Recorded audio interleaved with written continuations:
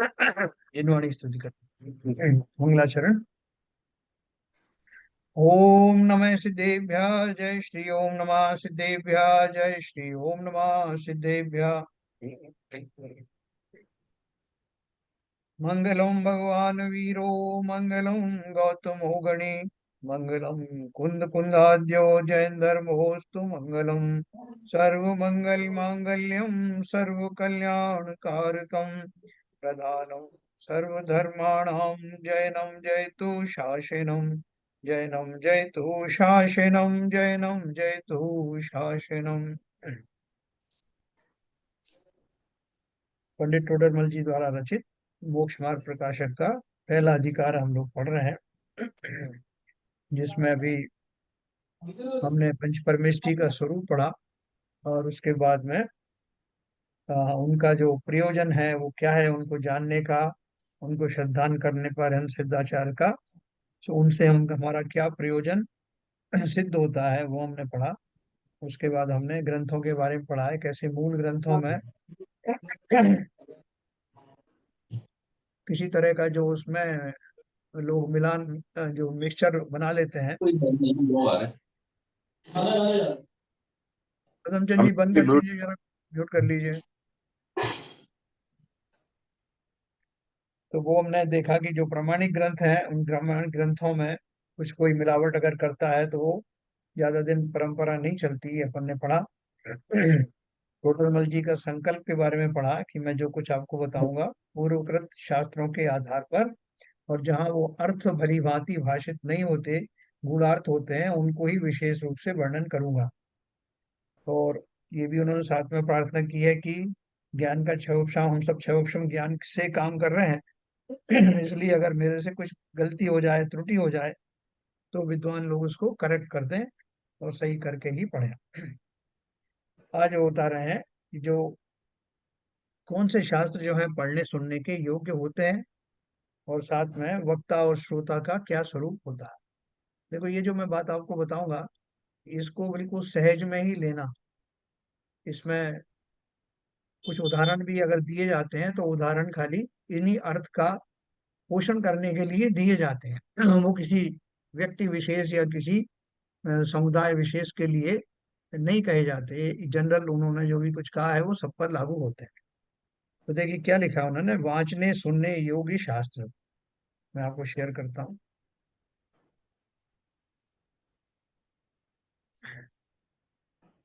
जो शास्त्र मोक्ष मार्ग का प्रकाश करें वही शास्त्र वांचने सुनने योग्य है। देखो सबसे बढ़िया एक लाइन, जो शास्त्र मोक्ष मार्ग का प्रकाश करें वही शास्त्र वांचने सुनने योग्य हैं, क्योंकि जीव संसार में नाना दुखों से पीड़ित है। यदि शास्त्र रूपी दीपक द्वारा मोक्ष मार्ग को प्राप्त कर लें तो उस मार्ग में स्वयं गमन कर उन दुखों से मुक्त हों। सो मोक्ष मार्ग एक वीतराग भाव है। इसलिए जिन शास्त्रों में किसी प्रकार राग द्वेष मोह भावों का निषेध करके वीतराग भाव का प्रयोजन प्रकट किया हो, उन्हीं शास्त्रों का वांचना सुनना उचित है। अभी हमारे पास बहुत चॉइस है ना। पहले के जमाने में तो जो गिनती की जो किताबें होती थी उनमें जो कुछ भी लिखा हुआ है, हमारे समझ में आए नहीं आए, हम उसका कैसा भी अर्थ करें, लेकिन हमें वही पढ़ना है, वही पढ़ने को मिलते थे। लेकिन अभी इतना व्यापक हो गया, जिनवाणी का प्रचार प्रसार होने से, नवीन लेखकों और कवियों द्वारा नवीन शास्त्र और पूजन लिखने आदि से बहुत जीवों का भला हुआ है। उनमें ये जो उनका मंतव्य है बहुत क्लियरली बताया है कि हमारा शास्त्र पढ़ने का उद्देश्य एक ही है कि हमें मोक्ष मार्ग को प्रशस्त करना। तो अगर मान लो उसमें कहीं कोई भटक भी जाए, जैसे बहुत दूर दूर तक ऐसा कहीं दिखाई नहीं दे रहा है कि उसमें मोक्ष मार्ग कहीं जो है वो बताया गया है, तो अभी तो हमारे पास बहुत चॉइस है। हम उन्हीं ग्रंथों को पढ़ें जिसमें प्योर माल दिया हो, इसी दिशा में बढ़ने वाले हों। वीतरागी अगर नहीं हो या बहुत घुमा फिरा कर वीतरागता की बात की गई है, तो उनके मुकाबले में जिन शास्त्रों में डायरेक्ट बात है उन शास्त्रों को पढ़ो। आज तो बहुत अच्छे पंच परमागम जो है छपे हुए हैं, और सब जैसे अपन ने ज्ञानार्णव पढ़ा, योग सार पढ़ा, ये सारे इतने सारे जो ग्रंथ हैं उन सब में मूल रूप से सिस्टमेटिक ढंग से वीतरागता का ही पोषण किया गया। तो बोल रहे हैं सो मोक्ष मार्ग एक वीतराग भाव है। इसलिए जिन शास्त्रों में किसी प्रकार राग द्वेष मोह भावों का निषेध करके वीतराग भाव का प्रयोजन प्रकट किया हो, उन्हीं शास्त्रों का वाचना सुनना उचित है। तथा जिन शास्त्रों में श्रृंगार भोग कुतूहल आदि का पोषण करके राग भाव का, हिंसा युद्ध आदि का पोषण करके द्वेष भाव का और अतत्व श्रद्धान का पोषण करके मोह भाव का प्रयोजन प्रकट किया हो, वे शास्त्र नहीं शस्त्र हैं। क्योंकि जिन राग द्वेष मोह भावों से जीव अनादि से दुखी हुआ, उनकी वासना जीव को बिना सिखलाए ही थी और इन शास्त्रों द्वारा उन्हीं का पोषण किया। भला होने की क्या शिक्षा दी, जीव का स्वभाव घात ही किया। इसलिए ऐसे शास्त्रों का वाचना सुनना उचित नहीं है। देखो, इसमें मैं आपको एक बात खास तौर से बताऊं, अपने भी बहुत सारे वर्तमान योग के ऐसे शास्त्र हैं जिनमें नारी शरीर की बहुत सारी जो है वो सुंदरताओं का व्याख्यान बहुत व्यापक रूप से किया गया है ना, श्रृंगार रस का। और इसी तरह से युद्धों की विभीषिकाएं, युद्धों का मैं जो किसी ने किसी को किस तरह से मारा, वो सब भी बहुत विस्तार से बताया है, उनको हाईलाइट करके बताया गया है। तो वो क्या हुआ है कि किन्हीं टीकाकारों ने उन वचनों को संशोधित नहीं किया और वो वैसे के वैसे चले आ रहे हैं। उदाहरण के लिए आप जो है जो राजा श्रेणिक चरित्र पढ़ेंगे या पद्म पुराण पढ़ेंगे, तो उनकी जो प्रारंभिक जो भूमिकाओं में इस तरह के वर्णन मिलते हैं, तो लोगों को बड़ा संदेह होता है कि हमारे शास्त्रों में इस तरह का गहरा श्रृंगार रस का वर्णन, लंबा लंबा वर्णन या युद्ध आदि का बहुत वर्णन ऐसा क्यों आया। तो वो क्या है कि काल दोष से जो भी उसमें टीकाएं लिखी गई उनमें वो संशोधन नहीं हुए जो होना चाहिए था। हालांकि अपन उससे भी निष्कर्ष निकाल सकते हैं कि जो मुनि आदि हैं, जो सत्पुरुष हैं, वो ऐसे ऐसे शरीर आदि की सुंदरताओं के मध्य में भी विचलित नहीं होते। अपन उसको उस ढंग से उसको ले सकते हैं। लेकिन फिर भी जो ज्यादातर सरल लोग हैं, जिन्हें ज्यादा इतना ज्ञान नहीं है, वो उससे भ्रमित ना हो जाएं, इसलिए आजकल जो है ऐसे शास्त्र लिखे जा रहे हैं। 24 तीर्थंकर पुराण जो है वो संशोधित करके लिखे गए हैं, जिसमें इस तरह का कोई श्रृंगार रस आदि का वर्णन नहीं है, युद्धों को कोई सराहना नहीं की गई है, और पूरी तरह से तीर्थंकरों का वर्णन उचित रूप से आता है जो वैराग्य के पोषक हैं। इसलिए ग्रंथों को चूज करने में बहुत सावधानी रखना। ग्रंथ तो अच्छे हैं, हमारे फेमस ग्रंथ हैं, पद्म पुराण आदि, राजा श्रेणिक चरित्र, कौन मना करे। लेकिन उनको जब आप पढ़ेंगे तो आपको इस तरह की विषमताएं लगेंगी और लोगों को ताज्जुब होता है कि हमारे जैनियों के शास्त्र हैं क्या, इनको पढ़ने से इस तरह का वर्णन क्यों लिखा गया।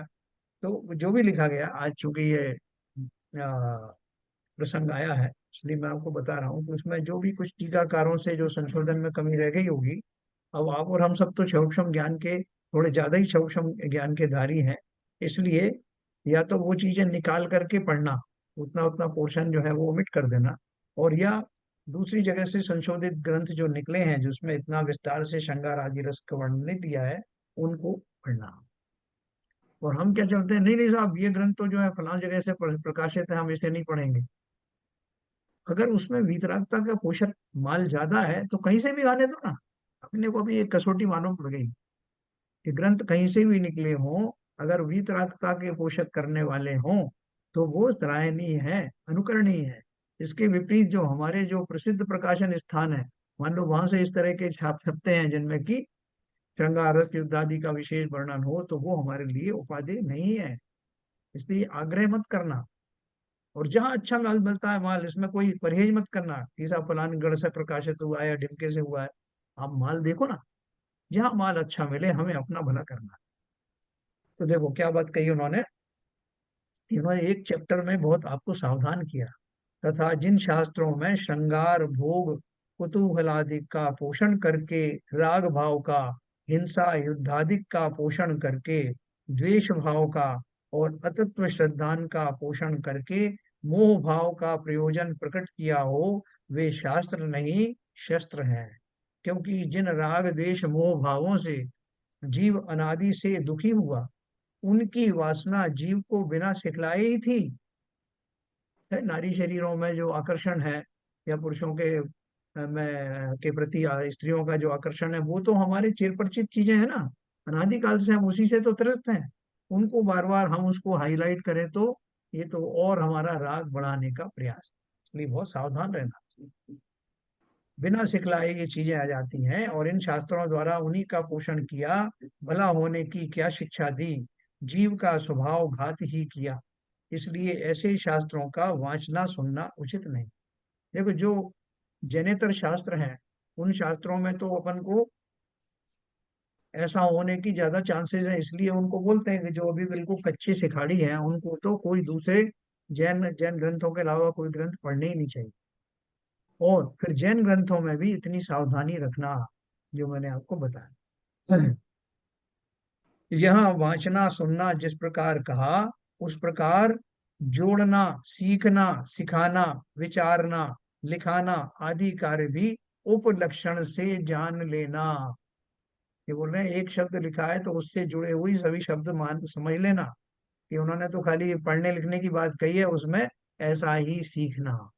जो वीतरागता का पोषक पोषक उपदेश है, वही सीखना। जो उसके सिखाने वाले हैं, उन्हीं की विनय करना, उन्हीं को गुरु मानना, है ना। देखो, इस प्रकार जोड़ना, सीखना, सिखाना, विचारना। विचार किस पर करें अपन? शरीर पर करें। अरे साहब, ये सब बहुत कुछ हो गया, ये तो सब छोड़ो, अपन स्वस्थ है तो सब कुछ स्वस्थ है, खाओ पियो ऐश करो, बहुत सारे आपको ऐसे मिल जाएंगे लोग। और हमारे जो है जैन कुल में ऐसे हुए हैं जो जिन्होंने जो है जैन धर्म की शिक्षा देते देते राग भावों का पोषण किया। अब वो गलती से किया, या उनका जो कुछ एंगल अलग था, जैसे ओशो की अपन बात करें, जो वो जैन थे ना। तो असली मोती को पहचानना। तो इसमें बांचना सुनना जैसे कहा, उसी प्रकार से और क्रियाएं, जोड़ना, सीखना, सिखाना, विचारना, लिखाना, सत्संगति करना, ऐसे लोगों के साथ ही रहना जो इन भावों की पुष्टि नहीं करते, आदि कार्य भी उपलक्षण से जान लेना। इस प्रकार देखो, ये बहुत एक पैराग्राफ में लिखा है, लेकिन ये बहुत बड़ी चीज है, इसको बहुत सावधानी से इसको गुनना, जो बात यहाँ कही उन्होंने। इस प्रकार जो साक्षात अथवा परंपरा से वीतराग भाव का पोषण करे, ऐसे शास्त्र ही का अभ्यास करने योग्य है। अपन जो उपन्यास वगैरह पढ़ते थे पहले, अपन को इतना ज्ञान भी नहीं था, जो उस समय में जैसा भी कुछ था अपने काल में, तो वो अपन को वो उपन्यास बड़े अच्छे लगते थे। वैसी पिक्चर फिल्में देखनी अच्छी लगती थी, उनसे ऐसे कहानी के साथ किस्से सुनने अच्छे लगते थे, ऐसे दृश्य देखना बहुतों को अच्छे लगते थे। लेकिन अब जब हमने ये सब बातें जान ली है, अनादि काल से मैं इन्हीं भावों के कारण, इन्हीं विविधताओं के कारण संसार में फंसा हुआ हूँ। अब मुझे इनसे निकलना है। अनादि से जो मेरे खोटे संस्कार पड़े हुए थे, अब इन शास्त्रों के वाचन और उपदेशों के सुनने से अवश्य ही मुझे उन भावों से विरक्त होना चाहिए। तो देखो, इसमें आ रहा है वक्ता का स्वरूप। तो मैं वक्ता का और श्रोता का जो स्वरूप बताऊंगा, जैसे मैंने आपको बताया, उसमें कोई आग्रह मत रखना, किसी व्यक्ति विशेष के लिए कोई बात नहीं है, जनरल बात इसमें आएंगी, और सबको यथा योग्य उसको समझना है। अब इनके वक्ता का स्वरूप कहते हैं। प्रथम तो वक्ता कैसा होना चाहिए, कि जो जैन श्रद्धान में दृढ़ हो, है ना, पहली कंडीशन। क्योंकि यदि स्वयं अश्रद्धानी हो, तो औरों को श्रद्धानी कैसे करे। श्रोता तो स्वयं ही से हीन बुद्धि के धारक हैं, उन्हें किसी युक्ति द्वारा श्रद्धानी कैसे करें। है ना, एक जनरल बात कही उन्होंने। श्रोता तो स्वयं ही से हीन बुद्धि के धारक हैं, उन्हें किसी युक्ति द्वारा श्रद्धानी कैसे करें। अगर उसको खुद को ही श्रद्धान नहीं है, तो कैसे उनका श्रद्धान सही करेगा। और श्रद्धान ही सर्वधर्म का मूल है। आप उनके अंदर वो श्रद्धा ही उत्पन्न नहीं कर पा रहे, तो आपको जो है वो नहीं करना चाहिए। वक्ता कैसा होना चाहिए, पुनः वक्ता कैसा होना चाहिए, कि जिसे विद्याभ्यास करने से शास्त्र वांचने योग्य बुद्धि प्रकट हुई हो।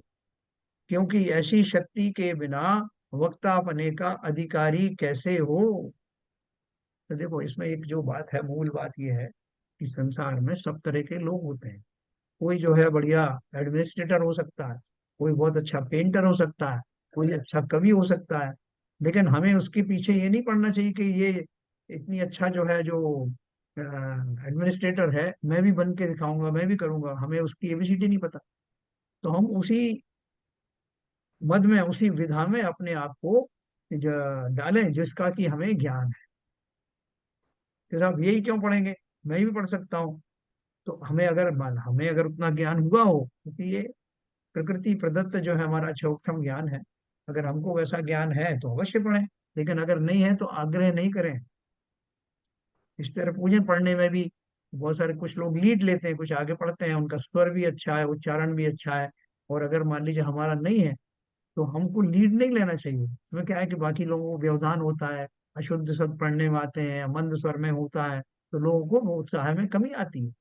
तो अपनी अपनी जो कमजोरियां हैं उनको पहचान करके, जो हमें जो कुछ मिला है प्रकृति में, जो मिला है उनका उपयोग करें ना।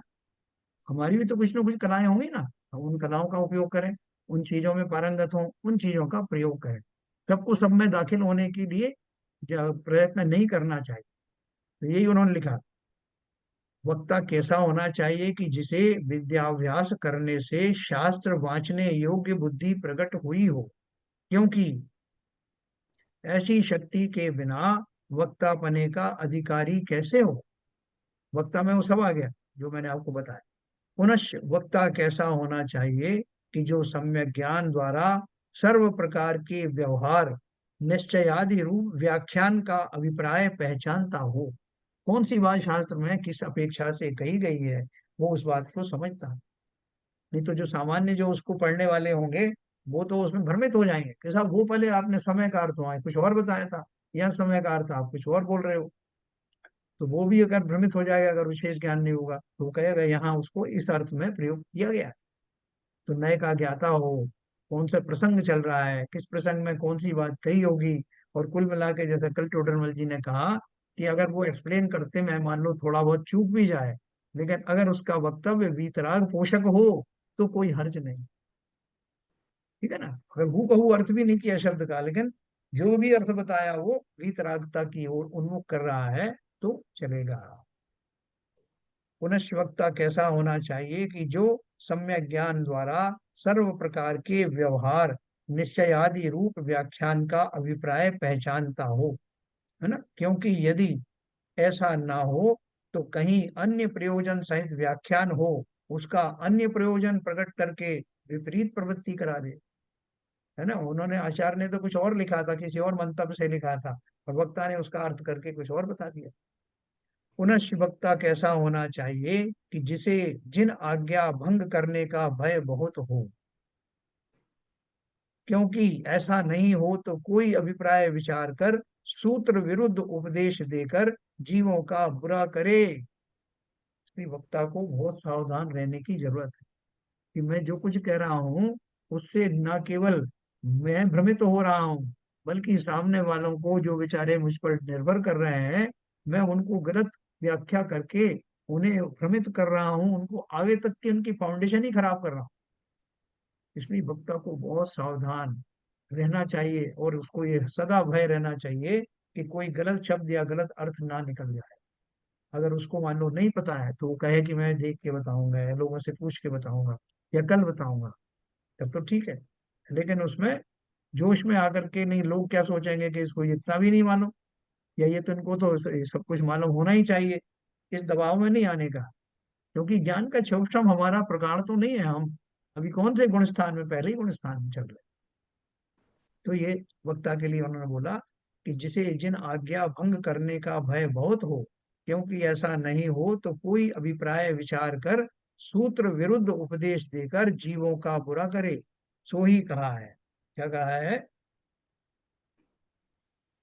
बहुगुण विज्ञानी लयो असुत्तवासी तहा विमुत्तव्यो जह वर मणिजुत्तो विहु विज्ञ विसहरो लोए। जो अनेक समाधिक गुण तथा व्याकरणादिक विद्या का स्थान है, तथापि उत्सूत्र भाषी हैं तो छोड़ने योगी हैं, जैसे कि उत्कृष्ट मणि संयुक्त होने पर भी सर्प है, सो लोक में विघ्न ही करने वाला है? ये क्या बोल रहे हैं, जो अनेक क्षमादिक गुण तथा व्याकरणादिक विद्या का साधन है, तथापि उत्सूत्र भाषी है। कोई ऐसा शब्द आ जाए जिसके कि जो है दो तरह के अर्थ होते हैं, तो उनमें से खाली जो मुख्य जो शब्द हैं, जो वीतरागता के पोषक हैं, वही अर्थ करना, बाकी दूसरे अर्थ छोड़ने योग्य हैं। जैसे कि उत्कृष्ट मणि संयुक्त होने पर भी, अब बोले बहुत अच्छे अच्छे जो है बात कही जा रही है, लेकिन अगर वो उसमें वीतरागता का पोषण नहीं है तो वो छोड़ने योग्य है। या उन्होंने बोला कि जो सर्प होते हैं ना, बहुत पुराने पुराने जो सर्प होते हैं, उनको 1,000 साल की आयु होती है, तो उनमें से बहुत सारे लोगों के मणि उत्पन्न हो जाती है। उनके मस्तक पर ऊंचाई पर एक मणि जो है वो आ जाती है, सर्प मणि। वो मणि जो है बीच बीच में वो सर्प उगलता है, फिर उसको चक्कर लगाता है, उसके साथ खेलता है, फिर उसको निकल जाता है। वो बहुत सारे लोग उस मणि के लोभ में, और बहुत कीमती होती है वो मणि, तो उसको मार डालते हैं सर्प को। लेकिन वो मणि वाला जो सर्प है वो उसके लिए लोक में उसकी काफी सराहना होती है, काफी लोग उसको कौतूहलवश देखते हैं। लेकिन बोल रहे हैं सर्प तो सर्प ही है, खाली मणि है तो क्या हुआ, मणि होने से वो उसका सर्प का जो विष है वो थोड़ी समाप्त हो गया। इसलिए अगर कोई शब्द लोक लुभावन शब्द हो, लेकिन वो वीतरागता के पोषक ना हो, तो उनको अवॉइड करें या उनका वैसा अर्थ ना करें। पुनश्च वक्ता कैसा होना चाहिए कि जिसको शास्त्र वांचकर आजीविका आदि लौकिक कार्य साधने की इच्छा ना हो। है, वक्ता कैसा होना चाहिए, जिसको शास्त्र वांचकर आजीविका आदि लौकिक कार्य साधने की इच्छा ना हो। इसलिए शास्त्र पढ़ रहे हैं पंडित जी, हिसाब पर एक शास्त्र एक प्रवचन होगा तो इतने इतने रुपए मिलेंगे। है ना, अब पता नहीं यहाँ अभी ऐसा होता है कि नहीं होता है, पंडित जी ने देखा होगा किसी को। तो इस तरह का उन्होंने बोला, जिसको शास्त्र वांचकर आजीविका आदि लौकिक कार्य साधने की इच्छा ना हो, क्योंकि यदि आशावान हो तो यथार्थ उपदेश नहीं दे सकता। उसे तो कुछ श्रोताओं के अभिप्राय के अनुसार व्याख्यान करके अपना प्रयोजन साधने का ही साधन रहे। किसी सेठ जी ने बुलाया पंडित जी को कि भाई आप आज यहाँ मेरे यहाँ व्याख्यान करो, और पंडित जी को लगा अच्छी मोटी दक्षिणा मिलेगी, तो उन्होंने सेठ जी का गुणगान करना शुरू कर दिया कि आप सबको भी ऐसा ही बनना चाहिए जैसे सेठ जी हैं, जैसे सेठ जी जिस तरह का करते हैं वैसा करना चाहिए। ऐसे कुछ उदाहरण दे करके उनके मान कषाय की पुष्टि की, और इसलिए की कि उससे उनको धन लाभ होगा विशेष। तो वो उन्होंने उसका हिंट दिया है कि ऐसा जो वक्ता है, वो वक्ता वास्तव में सही, कभी भी सही व्याख्यान करेगा ही नहीं। उसे तो कुछ श्रोताओं के अभिप्राय के अनुसार व्याख्यान करके अपना प्रयोजन साधने का ही साधन रहे, तथा श्रोताओं से वक्ता का पद उच्च है। परंतु यदि वक्ता लोभी हो तो वक्ता स्वयं हीन हो जाए और श्रोता उच्च हो जाए। है ना, आप उनको जो खुश करने के लिए बात कर रहे हो ना, तो उनको ऊपर रख दिया आपने, और आप जो है लालायत हो के लोग जो है मेरी प्रशंसा करें, या लोग मुझे दान आदि दें, धन आदि दें, ऐसा भाव। है ना? तो ये जो क्रिटिकल चीजें हैं श्रोता की, मतलब ये बहुत ध्यान से सुनना।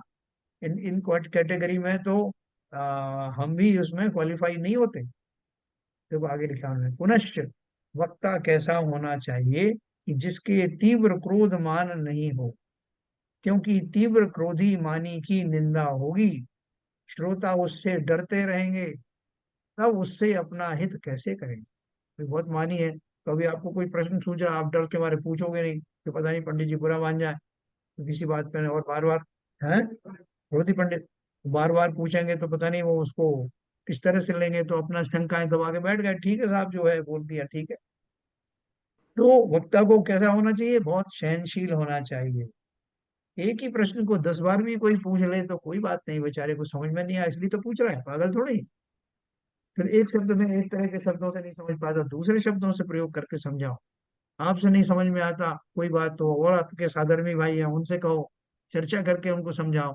लेकिन बहुत धैर्यवान होना चाहिए, धैर्यवान, सहनशील, और क्रोध आदि कषायों से लिप्त नहीं होना चाहिए।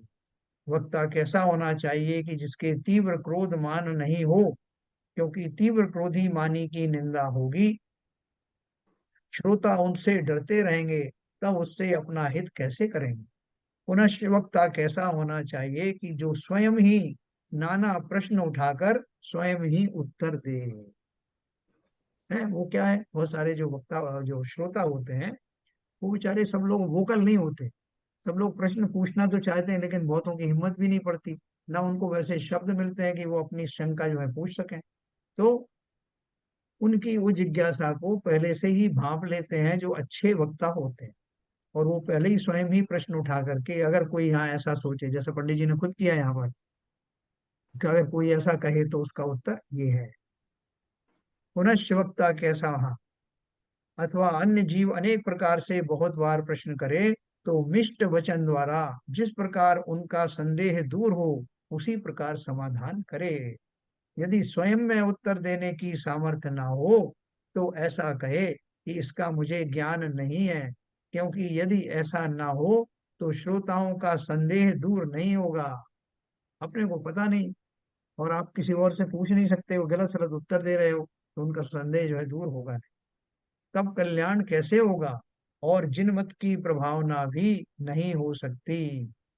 पुनश्च वक्ता कैसा होना चाहिए कि जिसके अनीति रूप लोक निंद कार्यों की प्रवृत्ति ना हो। कि आप समाज में रह रहे हो, और आप जो है वो समाज में बहुत सारी बुराइयों के कारण आप बदनाम है, आपकी निंदा होती रहती है अक्सर, तो और आप गद्दी पे बैठ गए, और उसमें हो सकता है बीच में भाव यही रहा कि भले ही मेरी बहुत बुराइयां हो रही है, मैं जब गद्दी पे बैठ के शास्त्र पढ़ूंगा ना, तो लोग वाग मेरी बुराई करना छोड़ देंगे, मेरी बुराइयां दब जाएंगी, फिर लोगों की हिम्मत नहीं होगी। ऐसा भाव भी मत रखना। तो इसलिए उन्होंने कहा कि कैसा हो वो वक्ता, कैसा होना चाहिए कि जिसके अनीति रूप लोक निंद कार्यों की प्रवृत्ति ना हो। दान दिया मंदिर में और उसको देने का भाव ही नहीं है, कि रात्रि भोजन लोगों से छुड़वा रहे हैं और स्वयं घर जा करके खा रहे हैं अपने, या कहीं चले गए साहब, वो क्या करें, वहां कोई साधन नहीं मिला इसलिए वहां खाना पड़ा, या कोई आ गया तो वो अपने साधन में भाई, तो थोड़ा अपन ने उसको, उससे मुंह छिपाते फिर रहे हैं, और यहाँ शास्त्रीय गद्दी पे बैठे हैं।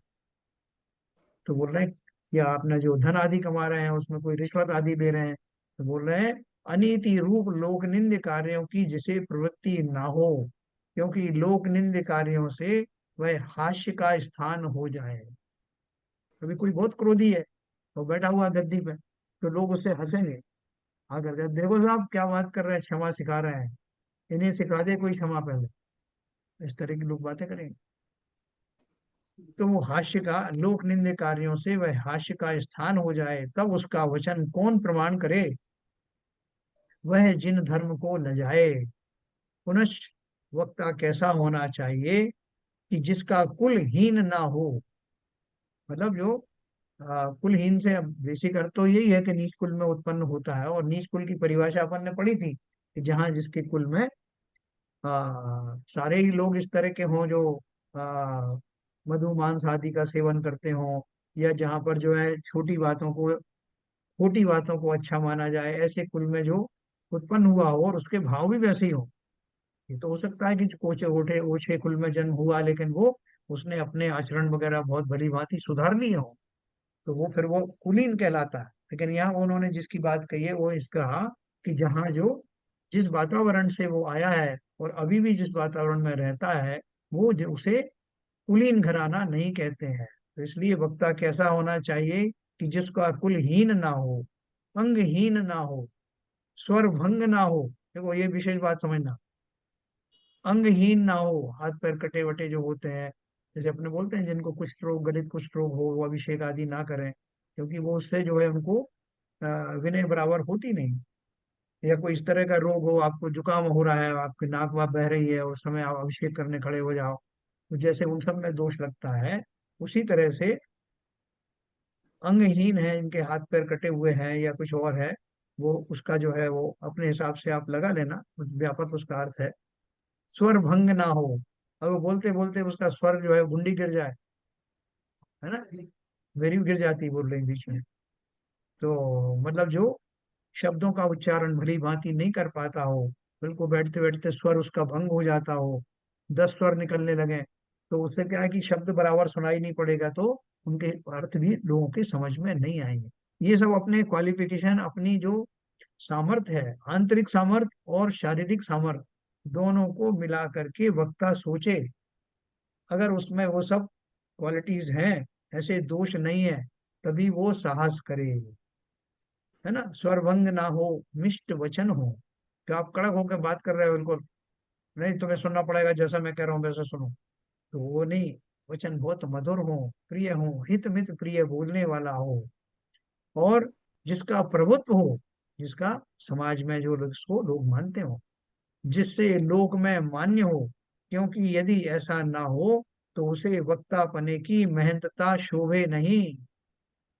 अगर मेरे अंदर में ये गुण नहीं हो, लोक में मेरी मान्यता नहीं है, लोग मुझे प्रामाणिक मानते नहीं है, अरे झूठे का भी कोई बात है क्या? अरे नहीं साहब, मैं तो शास्त्रों में से पढ़ के सुना, अरे तुम्हारा क्या भरोसा। तो लोक में ही मान्यता नहीं है, लोगों ने प्रामाणिक ही नहीं मानते हैं, तो उसे वक्तापने की महंतता शोभे नहीं। ठीक है, तो ऐसा वक्ता हो, वक्ता में ये गुण तो अवश्य चाहिए, है ना, ये तो मिनिमम है। उसके अलावा भी और गुण है। देखो, ऐसा ही आत्मानुशासन में कहा है। क्या कहा है? प्राज्ञ है प्राप्त समस्त शास्त्र हृदय है, प्रव्यक्त लोक स्थिति ही, प्रास्ताशा प्रतिभा पर है प्रशमवान, प्रागेव दृष्टोत्तर है। प्राय है प्रश्न सह प्रभु पर मनोहारी, परानिंदया ब्रूयार ब्रूयार्ध ब्रूयार्धर्म कथाम गणी गुण निधि, प्रस्फुट मिष्टाक्षर है।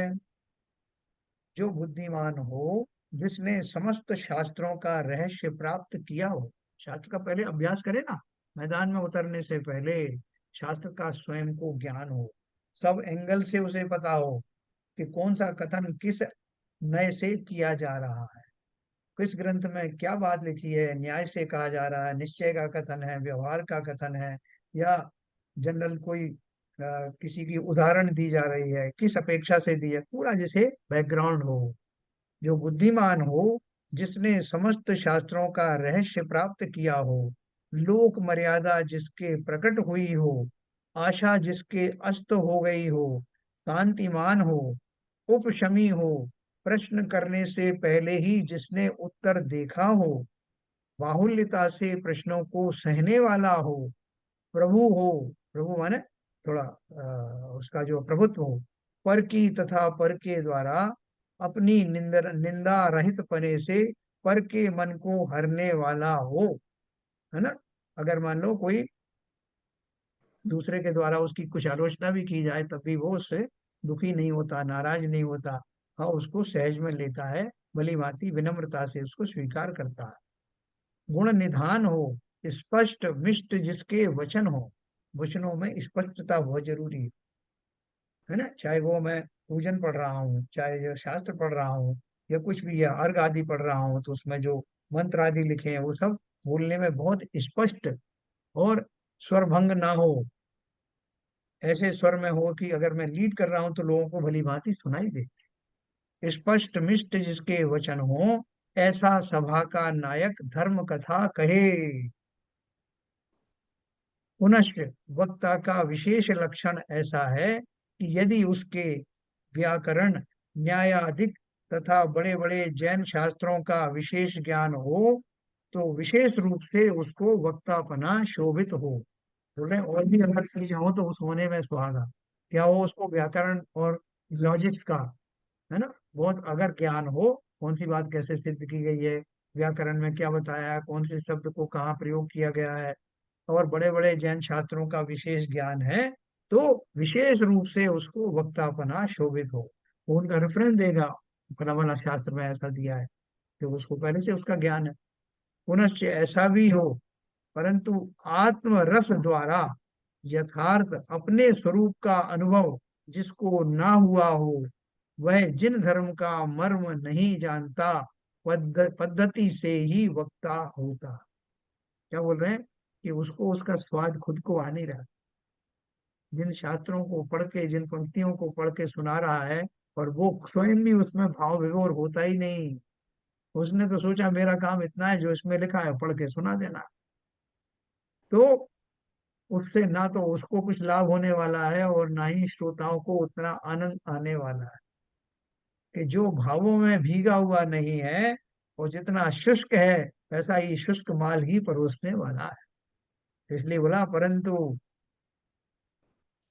अध्यात्म रस द्वारा यथार्थ अपने स्वरूप का अनुभव जिसको ना हुआ हो। अनुभव होने का अर्थ तो वैसे बहुत ऊंचा है, लेकिन यहाँ अपन अपनी भूमिकाओं में इतना ही मान लें कि शास्त्र पढ़ते वक्त या शास्त्रों का अर्थ करते समय स्वयं ही उन शब्द अर्थों में जो खो जाए, जिनको उन शब्दों में जीवंतता महसूस हो, जो स्वयं भी उसके अंदर मग्न हो जाए, ऐसा ही व्यक्ति वक्ता के रूप में आचार्यों की वाणी कहता हुआ शोभायमान होता है। जिसको ना हुआ हो वह जिन धर्म का मर्म नहीं जानता, पद्धति से ही वक्ता होता है। अध्यात्म रसमय सच्चे जिन धर्म का स्वरूप उसके द्वारा कैसे प्रकट किया जाए। इसलिए आत्मज्ञानी हो तो सच्चा वक्तापना होता है, क्योंकि प्रवचन सार में ऐसा कहा है कि आगम ज्ञान, तत्वार्थ श्रद्धान और संयम भाव, यह तीनों आत्मज्ञान से शून्य कार्यकारी नहीं है। वो तो बता देगा, मान लो तो वैसा वो फला फला किताब में ऐसा ऐसा लिखा है, ढिमके में ऐसा लिखा है, लोग बोले अरे बड़ा विद्वान आदमी है, इसको सब पता है।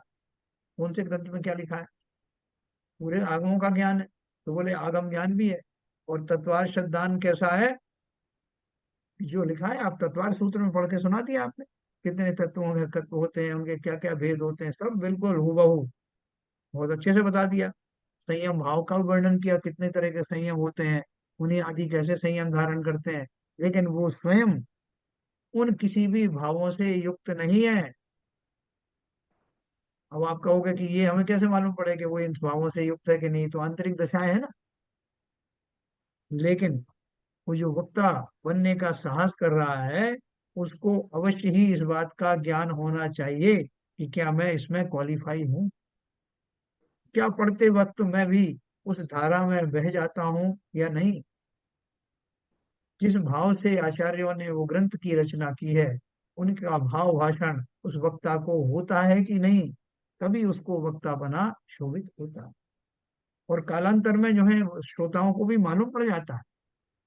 तो एनीवे उन्होंने बोला कि अगर उसको शुष्क आगम ज्ञान और तत्वार श्रद्धान और संयम भाव है, लेकिन आत्मज्ञान के बिना है, खाली पढ़ने पढ़ाने की बात ही तक सीमित है, तो वो सच्चा वक्ता हो नहीं सकता। है ना, दो चार और रेफरेंस पढ़ेंगे, आज हमारी इसमें ही समाप्त होगा। पुनश्च दोहा पहाड़ में ऐसा कहा है, दोहा पहाड़ एक ग्रंथ है जिसमें क्या दिया है, पहाड़ में क्या कहा है। पंडिये पंडिये पंडिये, कण छोड़ भी तुस कंडिया, पय अथम तुट्टोसी, परमत्तना जानई मूढ़ोसी। हे पांडे, हे पांडे, हे पांडे, तू कण को छोड़कर तुस यानी भूसी ही कूट रहा है। जो अपना जो अनाज होता है ना, गेहूं वगैरह की जो बालें आती हैं, या कोई भी, उसको तो पहले कूटते हैं, उसको पहले तो कूट करके फिर उसमें से दाना अलग करते हैं, और वो जो भूसी है उसको अलग करते हैं। तो वो कह रहे हैं कि कोई व्यक्ति जो है, मान लो उसको भूसी को कूट रहा है, और उसमें जो है वो कण कण वाला तो लिया नहीं, उसमें खाली भूसी उठा लाया और उसको कूट रहा है। तो बोल रहे तू कण को छोड़कर तुस यानी भूसी ही कूट रहा है। तू अर्थ और शब्द में संतुष्ट है, परमार्थ को तो जानता नहीं, इसलिए मूर्ख ही है, ऐसा कहा है। जैसा जो शब्द लिखा है उसका अर्थ बता दिया ना आपको, अब क्या करूं मैं, मेरी जान छोड़ो आप। बोले नहीं साहब, मजा नहीं आया, आपने पढ़ के तो सुना दिया, लेकिन तो अब मैं क्या करूं, उसमें जो शब्द आया उसका अर्थ बता दिया। तो बोले शब्द का अर्थ शुष्क रूप से बताने वाला ना स्वयं का भला करता है ना दूसरे का। तो इसलिए बोल रहे हैं कि वो उसको शब्दों के माध्यम से मानो भूसी को ही कूट रहा है, बार बार उन्हीं शब्दों के तरह तरह से अर्थ तो बता रहा है, लेकिन स्वयं अंदर से उस भावार्थ से आर्द्र नहीं हुआ, भाव भाषण उसको स्वयं को हुआ नहीं, ऐसा कहा। यानी बहुत ऊंची भूमिका है वक्ता की। हम और आप जैसे लोग तो थोड़ा काम वाम चला देते हैं, कोई नहीं मिलता है तो, बाकी हम भी वक्ता के योग्य गुणों को धारण नहीं करते। तथा 14 विद्याओं में भी पहले अध्यात्म विद्या प्रधान कही है। इसलिए जो अध्यात्म रस का रसिया वक्ता है, उसे जिन धर्म के रहस्य का वक्ता जानना, है ना, जो अध्यात्म में भरा हुआ है, जिसके भाव बात करते करते जो है अध्यात्म से छलकने लगते हैं। आज जितना उसके लिखे, उसके द्वारा लिखे हुए गाए गए भजन सब अध्यात्म रस के ही द्योतक हैं। जिसकी एक एक भाव भंगिमा से अध्यात्म टपकता हो, ऐसा व्यक्ति अगर वक्ता बनता है तो वो सही वक्ता होगा। उसे जिन धर्म के रहस्य का वक्ता जानना। पुनश्च जो बुद्धि रिद्धि के धारक हैं, है ना, जो बुनियादी है वो तो बुद्धि रिद्धि वगैरह सिद्ध हुई उनको। तथा अवधि मने पर्याय केवल ज्ञान के धनी वक्ता हैं, उन्हें तो महान वक्ता जानना। है ना, कोई श्रावक है, कोई पंडित है, उसके मुकाबले में कोई भावलिंगी मुनि है, संत है और अच्छे वक्ता है, तो अनंत गुना लाभ। ऐसे वक्ताओं के विशेष गुण जानना। सो इन विशेष गुणों के धारी वक्ता का संयोग मिले तो बहुत भला है ही, और ना मिले तो श्रद्धा नादिक गुणों के धारी वक्ताओं के मुख से ही शास्त्र सुनना। है ना, अगर ये उच्च वाले वक्ता मिलते हैं तो बहुत अच्छा है। अगर ना मिले तो जिनको बहुत श्रद्धा है और इनमें से कुछ गुण उनमें उनके ऊपर लागू होते हैं, तो उनसे ही शास्त्र सुनना। इस प्रकार के गुणों के धारक मुनि अथवा श्रावक, उनके मुख से तो शास्त्र सुनना योग्य है, और पद्धति बुद्धि से अथवा शास्त्र सुनने के लोभ से श्रद्धानादि गुण रहित पापी पुरुषों के मुख से शास्त्र सुनना उचित नहीं है। ठीक है सर, 3 4 लाइन और बची हैं। तम जना आण परेण या धम्मो सोयब सुगुरु पासम्मी अहे उचियो सद्धाओ तत्सव तत्सव एसस्य कहगाओ। ये प्राकृत में लिखा है सब, जो कुछ भी उन्होंने पद लिखे हैं। जो जिन आज्ञा मानने में सावधान है, उसे निर्ग्रंथ सुगुरु ही के निकट धर्म सुनना योग्य है ना। अगर आपके पास ये फैसिलिटी है, कोई निर्ग्रंथ मुनि आदि है और अच्छा जो है वो उपदेश देने में समर्थ है, तो उनसे प्रिफरेबली उनसे सुनना, अथवा उन सुगुरु ही के उपदेश को कहने वाला उचित श्रद्धानी श्रावक, उससे धर्म सुनना योग्य है। अगर वो डायरेक्ट गुरु नहीं है, उनका कोई श्रद्धानी है और श्रावक है, और इन गुणों में से काफी गुण उसके ऊपर उसमें है, तो उनसे सुन सकते हैं। ऐसा जो वक्ता धर्म बुद्धि से उपदेश दाता हो, वही अपना तथा अन्य जीवों का भला करे, और जो कषाय बुद्धि से उपदेश देता है, वह अपना तथा अन्य जीवों का बुरा बुरा करता है, ऐसा जानना। हमें कोई अपना वो प्रदर्शन थोड़ी करना है कि साहब जो है यहाँ इस गद्दी पर बैठने से लोग सब मानने लगते हैं, इसलिए भले ही मेरे अंदर में ये गुण ना हो, मैं क्यों ना इस गद्दी पर बैठ करके मैं भी संभाषण करूं। तो ये सब अगर हमारे अंदर में क्वालिटीज नहीं है, तो स्वयं ही अपना आकलन करना। हमसे कोई अच्छा श्रेष्ठ वक्ता है तो उसको बिठाना ऊपर गद्दी पर। ऐसा कोई बढ़िया ऊंचा वक्ता आ जाए, ज्यादा ज्ञानी है, तो विनय करना कि भैया आपकी जगह यहाँ है, मैं नीचे बैठूं। उसको ऊपर में आगे बढ़ के नहीं, क्योंकि ये कोरा कोरा सम्मान नहीं है, ये सम्मान तो तत्व श्रद्धान का है, तत्वों का है, जिनवाणी के प्रति बहुमान है ना। वक्ता तो उसमें इसलिए शामिल होता है कि वक्ता जिनवाणी को कह रहा है। असली तो प्रशंसा और जो बहुमान है वो जिनवाणी की है। इसलिए जिनवाणी सुनाने वाले को उसी अपेक्षा से श्रद्धान उसके ऊपर में बहुमान आता है। इस प्रकार वक्ता का स्वरूप कहा। अभी अपन थोड़ी चर्चा करेंगे, फिर श्रोता का स्वरूप कर पढ़ते हैं। हाँ बहुत सर। सुंदर, बहुत सुंदर। आचार्य कल्प ने इस पूरे वक्तव्य में वक्ता के स्वरूप में हमारे सामने एक बहुत बड़ा टूल दे दिया अपना स्वयं का इंट्रोस्पेक्शन करने के लिए। बिल्कुल। हम कहाँ ठहरते हैं, हम हाँ किस खड़े हुए। कसौटी हम किस कसौटी पे उतरते हैं। हाँ, अपनी और, कसौटी को परख के देखो ना।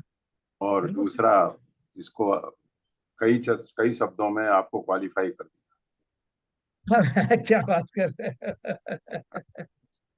एक्चुअली ये तो पूरा जनसापुरी वर्णन हो रहा था इसमें। अरे क्या दिया। बात कर रहे हैं। मैंने नहीं नहीं, मैंने बहुत अरे एकदम मैंने यही तो बोला। जितना आध्यात्मिक रस से आप बोलते हैं ना, पूरा एकदम उस तरह से था। मतलब उन्होंने मैं जो देखता जो हूँ आपका एक्सप्रेशन एकदम जब आता है चेहरे पर, और कितने क्वेश्चन आप इनवाइट करते हैं सब लोगों से ना। नहीं, तो मैं वो कह तो रहा हूँ ना सब। ललित जी, कि उसमें जो जो चीजें बताई उसको मैं जी बड़े ध्यान से सुन के तो उसका विवेचन करता जा रहा था। जी जी। तो वास्तव में ये बहुत बड़ी उपलब्धि हमारे लिए और सौभाग्य की बात है कि आप जैसे बिल्कुल वक्ता हमारे बीच में हैं। नहीं नहीं नहीं साहब, हमारे ऐसा है ये तो। कौन से पुण्य कर्म का हमारा उदय है कि ये हमारा 3.25 साल से इस तरह गुजर रहा है। ये तो वास्तव में बिल्कुल। हमारा कोई पुण्य कर्म हुआ होगा जिससे हमें ये साधन मिला हुआ है आज। नहीं नहीं, देखो साहब, ये सब एक दूसरे का पुण्य का ही निमित्त है। हाँ, हमारा आपका में कोई विशेष अंतर नहीं है। बस इतना जरूर है कि काफी पहले मैंने शुरुआत कर दी थी ग्रंथों को पढ़ने का, तो थोड़ा उसमें रस आने लगा। और कब भाव बन गए इस तरह का जो है वो सार्वजनिक करने, उसकी भी एक कथा है कि अणुशक्ति नगर में और कोई भी था नहीं, तो वहां से शुरुआत की। और पहले रावत बाटा में हमारे एक मित्र थे, R K जैन साहब। तो उन्होंने एक मुझे मौका दिया कि नहीं साहब, आपको ये तत्वार सूत्र पे प्रवचन करने, मुझे कुछ आता ही नहीं था। तो वहां से थोड़ा शुरू हुआ, फिर अणुशक्ति नगर में मजबूरी आ गई कि कोई सुनने वाला नहीं, कोई सुनाने वाला नहीं। तो मैं सुनाने वाला और R P जैन सुनने वाले। नहीं, मैं भी जुड़ा था, हम लोग भी जुड़े थे आपके साथ। हाँ हाँ। तो वो इस तरह से परंपरा चली आई, मतलब ये जो परिस्थितियां हैं उन्होंने बना दिया वक्ता, नहीं तो वक्ता के योग्य तो हम नहीं है। नहीं नहीं, देखिए वक्ता बनने के लिए तो बहुत लोगों की आकांक्षाएं हो सकती हैं, मगर हर हर ग्रंथ का विवेचन करना, कौन से ग्रंथ में कहाँ क्या लिखा हुआ है, उसको किस तरह किस मौके पर उसका भाव भाषण करना है, ये बहुत बड़ी कला है साहब। आदमी गोल्ड मेडलिस्ट हो सकता है but he can not be a good professor. That is a fact. कुछ खाने पीने का मन कर रहा है क्या? चाय दूध कुछ? बहन जी, कुछ आपकी मन कर जरा रहा है? म्यूट म्यूट कर लीजिए बहन जी।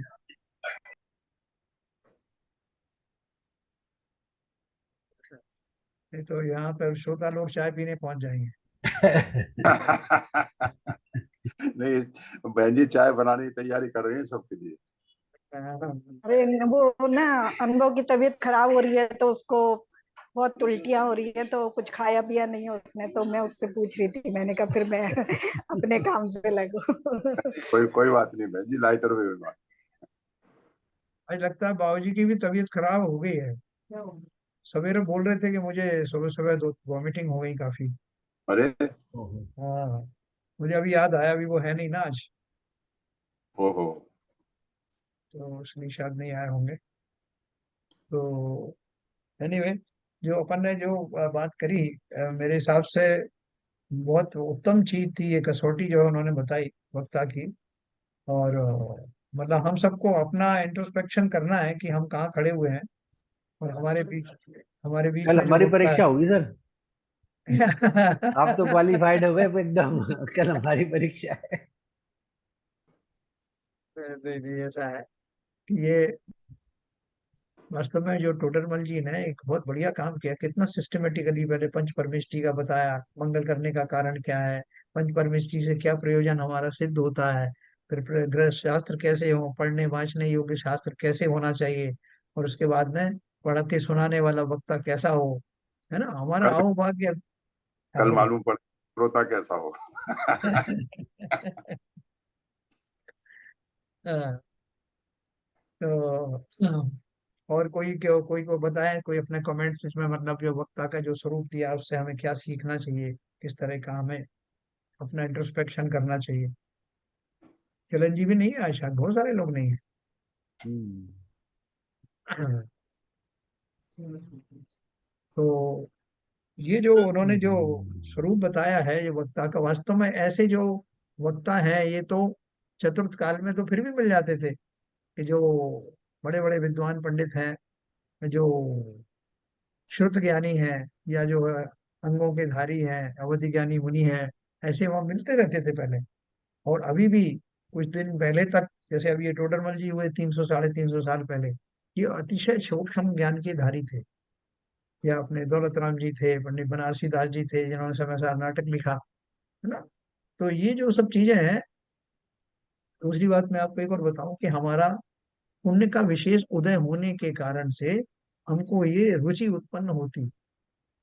तो ये स्वाभाविक रूप से, जैसे मुझे और आपको जो रुचि उत्पन्न हुई है, ये हमारा अतिशय पुण्य का उदय है।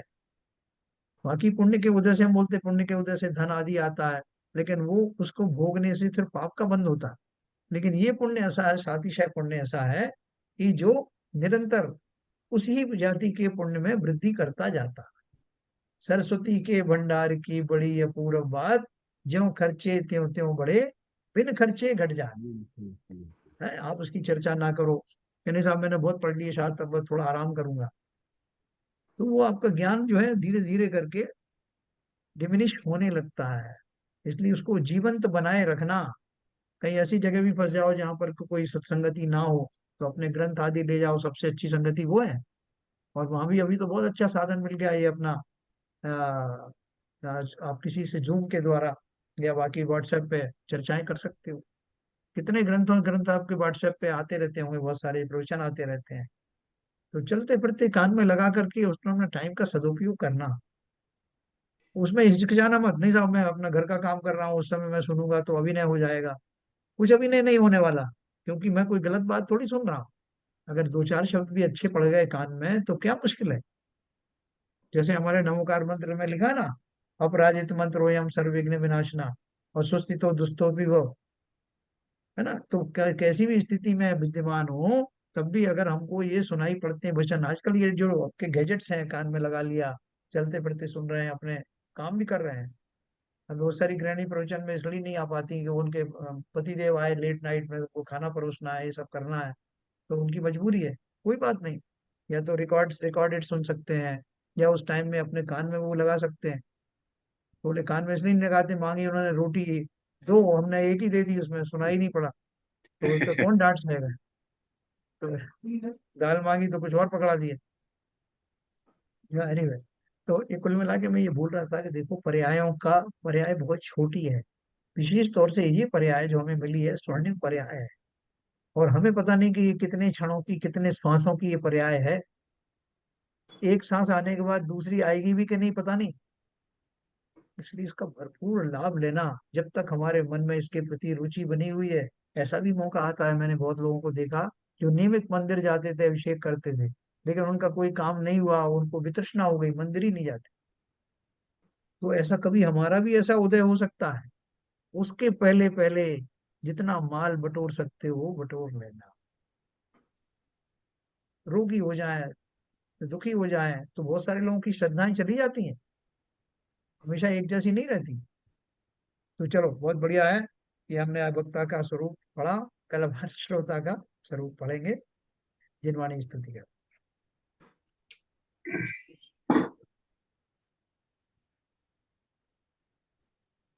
नित्यतम नाश वेको ज्ञान के प्रकाश वेको अपर भास वेको भानु शिव खानी है।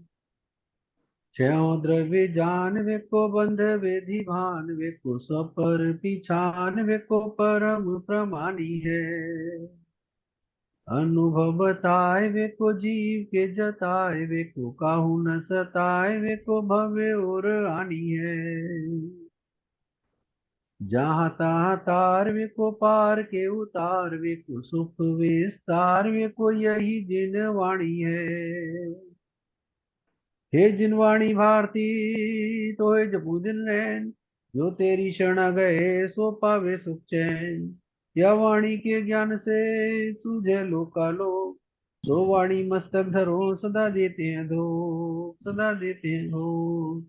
जिनवाणी माता की जय। जय।